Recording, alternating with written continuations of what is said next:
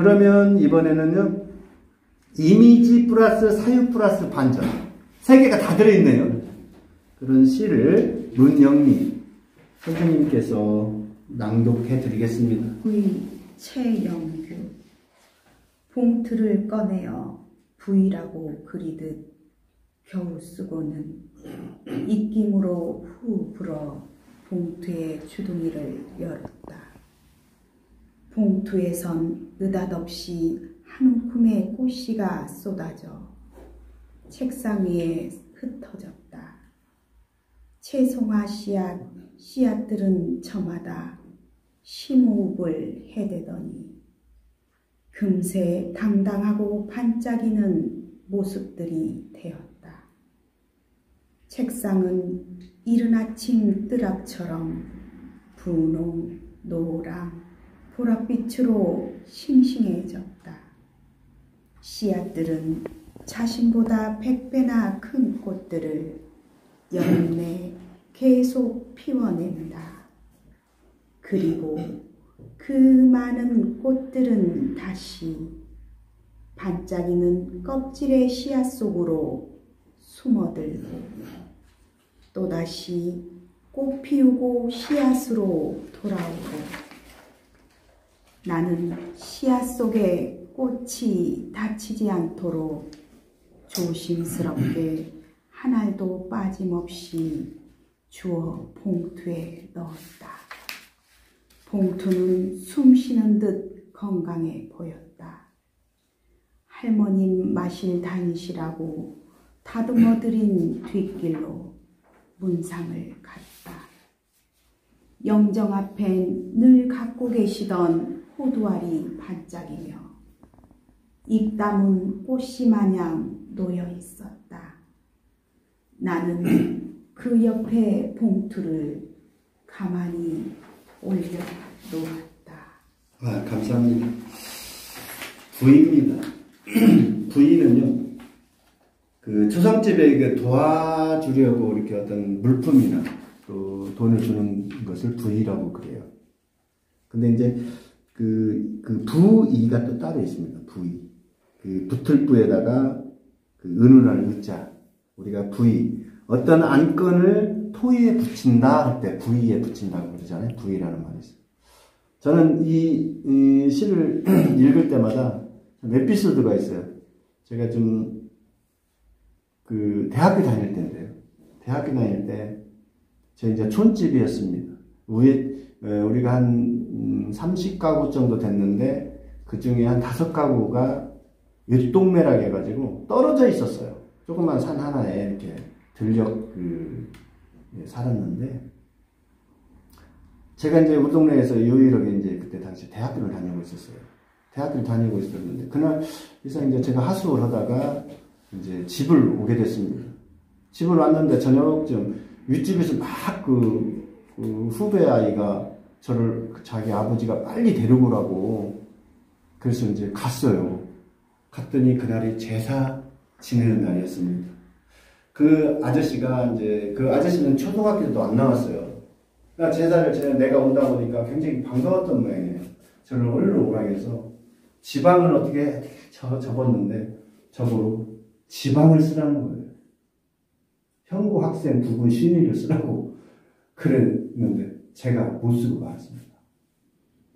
갑자기 쓰라고 하니까 또 쓸 수도 없었고 제가 써본 일이 없었어요. 네, 제가 대학교는 다니고 있었지만 현고 학생 부분 신의를 쓸 수가 없었어요. 그래서 제가 그 아저씨한테 어떻게 얻어들었습니다. 대학교 다닌다고 해서 다 아는 걸로 생각했잖아요. 그분은 대학교 다니면 모든 것을 다 아는 걸로 생각했던 거예요. 그래서 저는 정말 그 후에 얼마나 창피했던지 현고 학생 부분 신의를 1000번도 더 썼을 거예요. 네, 제가. 왜 내가 그걸 못했지? 그리고 그 뒤로 정말 그런 거, 고전이라든지 논어도 있게 되고, 한잔 있게 되는 겁니다. 좀, 이런 경우가 있었구나. 그래서 저한테 공부하는 데 만에 그 아저씨가 저한테 어떻게 보면 크게 도움을 준 거예요. 그래서, 이 시를 읽을 때 저는 그것이 꼭 생각나서 꼭 한마디씩 그 말을 제가 좀 아픈 기억이에요. 이렇게 하고, 그러곤 합니다. 그래서 그 아저씨를 생각하면서도 오늘 이 시를 한번, 이 좋은 시를 한번 읽어보도록 하겠습니다. 부이. 봉투를 꺼내어 부이라고 그리듯 겨우 쓰고는 입김으로 후 불어 봉투 주둥이를 열었다. 여기까지는 알겠잖아요. 이게 이미지예요. 그냥 이렇게 쭉 이렇게 하면은 누구나 이러고 있어요. 네.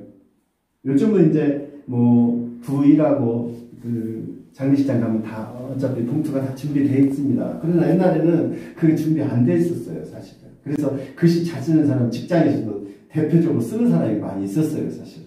네.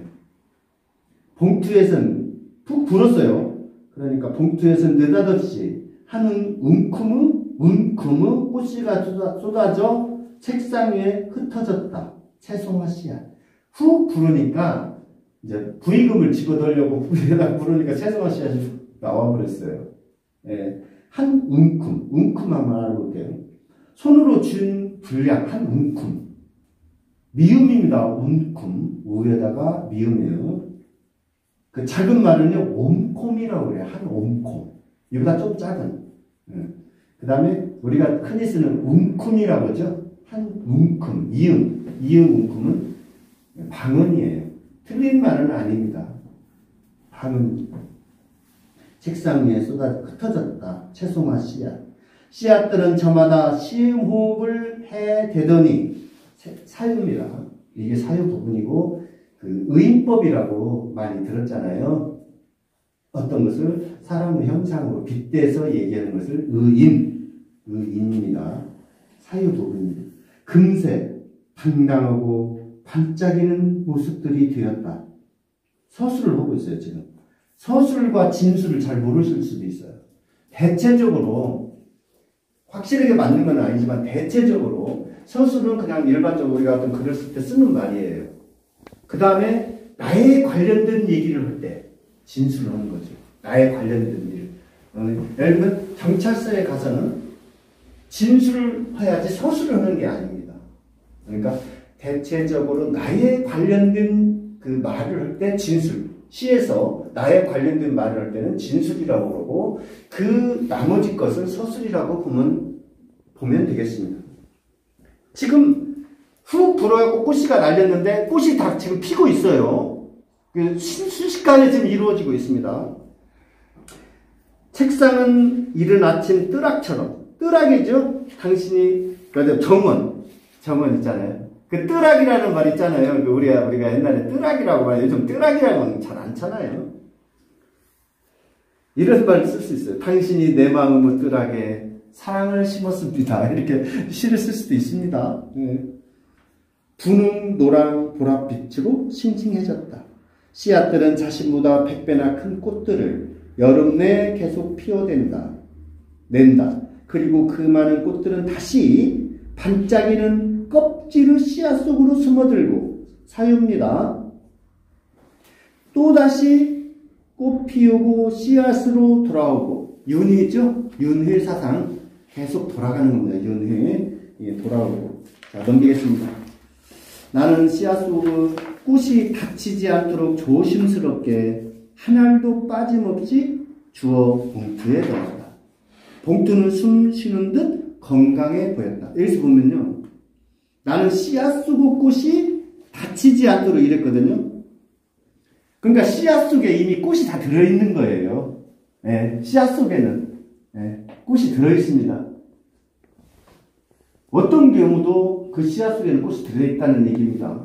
꽃이 있어야 열매도 맺고 그렇지 않습니까? 할머님 마실 다니시라고 다듬어드린 뒷길로, 마실은 이웃에 놀러 다니는 거죠. 마실에 옛날 촌에 살 때요, 한번 그 마실에 맛들이면 계속 그 시간에 마실을 가야지 안 가면 궁금해서 잠이 안 온답니다. 특히나 그 옛날에 더 그랬다고 그러네요. 요즘은 뭐 TV 있고 그러니까 뭐 잘 안 가잖아요. 옛날에 마실 많이 다녔어요. 저 어렸을 때만 해도 많이 다닌 걸로, 우리 할머니는 많이 다닌 걸로 기억이 납니다. 들인 뒷길로 눈상을 갔다. 영정 앞에 늘 갖고 계시던 호두알이 반짝이며 입담은 꽃이 마냥 놓여 있었다. 반전입니다. 그 꽃이가 입담은 꽃이 마냥 그 호두알이 이 호두알이 이제 더 큰 꽃을 피우겠네요. 할머니 나는 채소맛꽃이 봉투 속에서 해서 지금 순식간에 꽃 피고 지고 막 그랬잖아요. 순식간입니다. 지금 뭐 얼마 시간이 안 걸렸어요. 봉투 그 쓰는 순간이에요. 지금 V라고 그리드 쓰는 순간에 이 모든 걸 지금 하고 있는 거예요. 대단한 거죠 지금. 근데 할머니 영정 옆에 호두알이 있었어요. 근데 호두알이 딱 보니까 입 다문 꽃이 마냥 놓여 있는 거예요. 먼 눈에는 뭐만 보인다고 하잖아요. 나는 그 옆에 봉투를 가만히 올려놓았다. 그러니까요, 이 시 전체는 사유와 묘사, 반전으로 이루어진 좋은 시입니다. 그러니까 멀리 쓸 것도 없어요. 그러니까 소재는 언제든지 가깝게 있어요. 그럼 가깝게 있는 것을 이 V 봉투 하나 쓰면서 이 뻥튀기를 이렇게 잘할 수 있어야 돼. 시인은 너무 멋지게 썼죠. 네. 또 읽으면 읽을수록 좋은 시입니다. 자, 네 번째인데요. 말하고자 하는 욕망과 감추고자 하는 욕망입니다. 욕망이라는 것은 바라고자 하는 것이잖아요. 그러니까 욕망은요, 젊었을 때 이제 쭉 많고 그러다가 이제 좀 자꾸 욕망이 없어진댔잖아요. 예. 그렇지만 그 생산적인 일을 하기 위해서는 항시 욕망 쪽에 그 감정을 그 기대에 넣어야 된대요. 그래야 모든 일을 굉장히 그 진취적으로 잘할 수 있답니다. 근데 한번 보겠습니다. 시의 뿌리는 감춰두면 좋다 그랬어요. 뿌리가 있죠, 시에. 뿌리를 감춰둬야 된대요. 어떻게 해야 감추어지는지를 한번 알아보겠습니다. 자, 우산입니다. 우산. 대문 없는 집에 빗발이 들락거린다. 빗발. 여기서요, 빗발이, 비가 나와서 오늘도 비가 오는데요. 비가 오는데 비에 대해서 한번 몇 가지 알아보겠습니다. 비를 피하기 위하여 우산을 잊어버렸다. 이런 구절이 있어요. 시를 읽다 보면 비를 피하기 위하여 우산을 잊어버렸다. 또 복도를 만들기 위하여 집을 길게 지었다. 복도를 굉장히 사랑하시는 분인가 봐요. 고기 구워 먹기 위해 전원 생활을 꿈꾼다. 고기 한두 번 구워 먹으면 끝나요. 집 아무리 잘 지어놔도 촌에가 잡초 꼽다가 잡초 꼽을 능력 없으면 촌에다 집 지어놓고 살면 큰일 나요. 국정밭 돼버립니다. 축구를 하기 위해서 애를 많이 낳았다. 이게 시적인 표현이에요. 이런 것들로. 네. 그래서 좀 알아보면 좋겠습니다.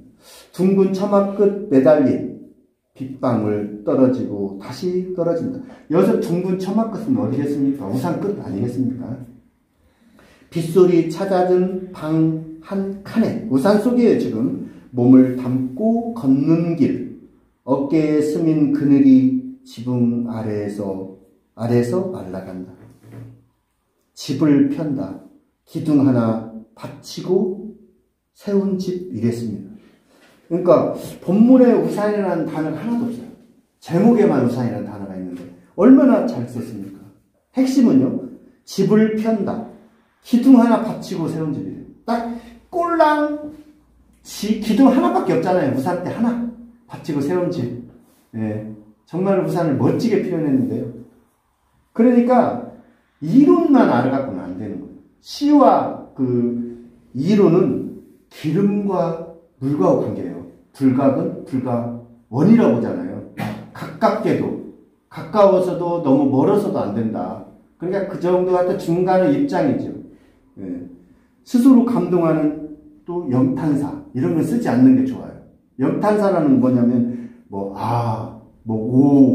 뭐, 이렇게 있잖아요. 또, 뭐 하다가 말줄임표 땡땡땡 치고 그러잖아요. 네. 뭐 하면 그리웠을 당신 몸소 땡땡땡 이렇게 치거든요. 근데 이런 것들을 좀 가끔 안 쓰는 게 좋다는 거예요. 그래서 이런 것도 알아볼 필요가 있어서 한번 내가 적어 갖고 왔는데, 설의법하고 의문법을 좀 잠깐 알아볼게요. 네, 설의법, 의문법. 설의라는 것은요, 쉽게 판단할 수 있는 누구나 아는 사실을 다시 의문어 형식으로 표현하는 거예요. 누구나 그 사실을 알아요. 근데 다시 의문어 형식으로 표현을 해서 그거를 강조하는 거. 이걸 설의법이라고 합니다. 근데 이걸 너무 자주 써도 안 된다는 거예요. 그러니까 어떤 것이 예문이냐면요. 차마 꾸맨들 이칠리야 있잖아요. 이 향수에 보면 나오잖아요. 그 다음에 빼앗긴 들에도 봄은 오는가. 이게 서른법입니다. 이칠리야 할 때 그 야, 그 의문형이에요.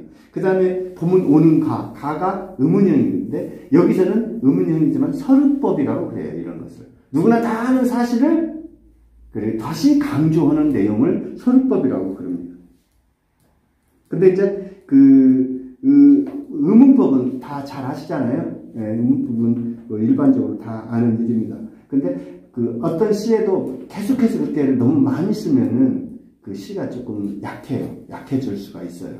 한두 번 정도, 한 번 정도 이렇게 딱 써주는 것도 괜찮습니다. 자, 다음 넘어가겠습니다. 23페이지입니다. 녹슨 다시입니다. 우리 차상영 전문 낭송가님이시죠? 녹슨낫 한영희. 아버지는 낫으로 연필을 깎았다. 밤마다 마루에 앉아 낫질을 하며 어린 자식들을 위해 중얼중얼 주문을 걸었다. 자식들이 연필을 쓰지 않을 나이가 되자 시퍼렇던 아버지의 낫은 녹슬어 갔다. 손바닥 굳은 살이 아리는 밤들.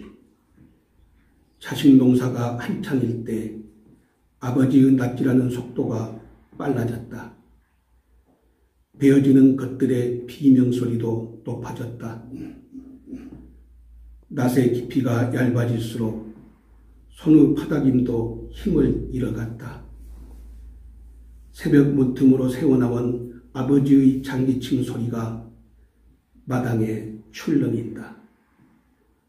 밤새 또 무엇을 위해 마음의 낫을 들었는지 자식들 위해 도려는 조각이 수북하다. 나를 세우고 울타리를 지키는 아버지를 위해 동트기 전 녹슨 낫을 갈아야겠다.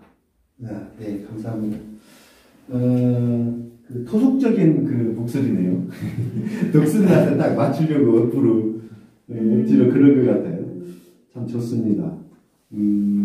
녹슨 낫이 이제 옛날에 헛간이라든지 또 과수원 같은 데 보면은 한 구덩이에 꼭 이러다가 팽개쳐버리고 놔둔 낫들이 녹슬기도 하고 또 그렇습니다. 녹슨 낫 한번 보겠습니다. 아버지는 낫으로 연필을 깎았대요. 그러니까 흔히 있었어요. 네, 연필 깎으려면 낫으로 깎았습니다. 샤펜슬 나오기 전까지는. 지금도 저는 아마 낫이 있으면 아마 낫으로 깎을 거예요. 이 카타칼이나 이걸 깎지 않고. 참 재밌어요. 밤마다 마루에 앉아 낫질을 하네. 여기서는 밤마다는 생략해도 좋겠습니다. 굳이 마루에 앉아 낫질을 하면 이렇게 해야지 어떤 시제를 한정시켜 놔버리는 경우가 있거든요. 좀 저 같으면은 아마 밤마다를 안 했을 것이고 그렇게 생각합니다. 어린 자식들을 위해 중얼중얼 주문을 걸었다. 마법을 거는 거죠. 주술이나 어떤 의례를 행할 때 그거 글귀나 그것을 외우는 일, 그거를 주문입니다. 우리는 항시 시를 잘 써야 된다는 주문을 항시 스스로 거려야 돼요. 자식들이 연필을 쓰지 않을 나이가 되자 그때 시퍼렇던 아버지의 낫은 녹슬어 갔어요. 네, 이제 공부를 다 마쳤는가 봐요. 그 낫질을 해서 다 생계를 이어가고 낫질을 해서 그 자식들을 다 학교 보내고 했는데 이제 그 힘도 붙이고 또 이제 아들 딸이 성장하니까 이 낫의 쓸모가 없어졌던 것 같아요. 손바닥 굵은 산이 아리는 밤들. 어떤 사실을 축약을 했어요. 지금 이제 손바닥 굳은 살이 아리는 밤들이 있거든요. 이거는 아버지의 밤이 아니라 내 밤입니다. 내가 지금 생각하고 있어요. 자식 농사가 한창일 때 아버지의 낫질하는 속도가 빨라졌다. 얼마나 다급하겠어요. 애들 공책도 사줘야 되고 차비도 줘야 되고 공납금도 줘야 되니 아버지가 얼마나 분주하게 그 일을 허리 한번 못 펴고 해야 되겠습니까? 예. 베어지는 것들의 비명소리도 높아졌다. 낫의 깊이가 얇아질수록, 여기 사실은요, 조금, 여기 낫의 깊이가 깊어질수록 이렇게 돼요.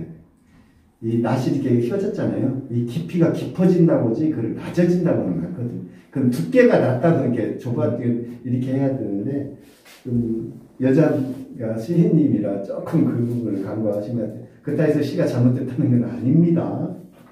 또 잘못됐다 보면 좀 혼나요. 보는 사람이 많고 듣는 사람이 많아갖고 그냥 여기저기서 뭐라고 써서 말 조심불반해야 돼요. 낫의 깊이가 얇아질수록 깊어질수록 손의 파닥임도 힘을 잃어갔다. 은유입니다. 손의 파닥임도 힘을 잃어갔다. 손아귀의 힘이죠. 이런 경우가 은유라는 거예요. 네. 시는 이렇게 은유로 쓰는 게 훨씬 좋습니다. 깊이가 있어요. 새벽 문틈으로 새어나온 아버지의 찬기침 소리가 마당에 출렁인다. 이미지화 돼 있고, 이런 게 서술이에요, 서술. 뭐, 다른 게 서술이 아니에요. 그냥 이렇게, 나무 말하듯이 이게 쓰는 것이죠. 밤새 또 무엇을 위해 마음문앗을 들었는지, 자식들을 위해 도래는 조각이 수북하다. 나를 세우고 울타리를 지켜낸 아버지를 위해, 울타리, 가족이죠. 아버지를 위해 내가 동트기 전 녹슨낫을 갈아야겠다. 이게 의주입니다. 예, 그래서 하루를 또 열심히 살겠다는 뜻 아니겠습니까? 녹슨낫을 갈아야 되겠다. 예, 그래서 녹슨낫 한번 자식들을 위해서 또 가족을 위해서 고생한 아버지에 관련된 시를 한번 읽어봤습니다. 자, 이번에는요. 시로 보는 천년 담양이에요. 이 시로 보는 천년 담양은 제가 40개를 선정을 해서 담양의 뭐 유적지라든지 관광지, 유명지를 찾아다니면서 제가 글을 쓴 겁니다. 손수철 담양 문인협회 회장님께서 낭독해드리겠습니다. 용연 폭포 조선의 끝내주는 한판을 벌이듯 어떤 잡념도 허용하지 않는다. 다만 묵묵히 수직을 숭배해야 하는 운명, 아찔한 낙차의 방식을 구수한다. 가끔 천둥을 품기도 하지만 물방울의 배우가 눈물일지 모른다는 풍문이 떠돌았다. 솟구치는 힘으로 두려움에 맞서는 구름의 비산 또는 한때의 무리, 발 아래 높이를 세운 저항이 있는 한 힘차게 쏟아지려고 무언의 절벽 위로 무지개를 밀어 올린다. 고요 속 투명한 함성을 한 목소리로 증폭시키는 용연, 내일이라는 벼랑으로 무건을 쏟아내고 있는 것이다. 네, 감사합니다. 천년 담양입니다. 그런 용연 폭포인데요. 담양군 용면 용속길의 가마골 생태공원에서 조금만 가면 용연 폭포가 있어요. 저는 어떻게 갔냐면요. 가마골 주차장에서요, 용연 폭포 용추사, 그 다음에 가마터라는 곳이 있더라고요. 네, 그 다음에 용추봉으로 올라가가지고 신선봉으로 해서 용소폭포 쪽으로 그래서 주차장으로 다시 내려왔습니다. 근데 이제 그 길을 가면서 제가 느낀 것이, 이게 진짜 다른 분들 다 그러시더라고요. 같이 그 산에 오신 분들이 있었는데요. 부산에서 오신 분들이더라고요. 그분들 일행에 따라서 이제 갔는데, 저 잘 몰라가지고요. 갔는데 그분들이 그러더라고요. 자기들은 사계절 내내 온대, 여기를. 너무 짧은데도 너무 좋다는 겁니다. 2시간 정도 이렇게 걸어가면 되더라고요. 강좌를 듣고 계시는 분들 있으면 꼭 담양 오면은 꼭 가보면 참 좋습니다. 추월산 그 속에 용연폭포 조그마한데요. 아주 깨끗해요. 너무 깨끗해서 바로 그 물을 마셔도 아무 상관없을 정도로 참 청량하더라고요. 그래서 제가 그 용연폭포를 어떻게 시로 형상화시켰는지 같이 얘기를 한번 해보겠습니다. 용연폭포. 끝내주는 한판을 버리듯 어떤 잡념도 허용하지 않는다. 맞아요. 제가 뭔 싸움을 딱 하는데 끝내주는 어떤 화끈한 싸움을 하는 것 같았어요.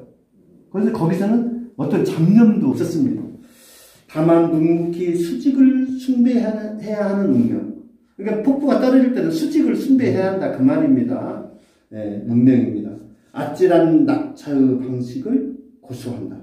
상당히 그 낙차가 크지는 않았어요. 제가 좀 이렇게 그렇게 말했었는데요.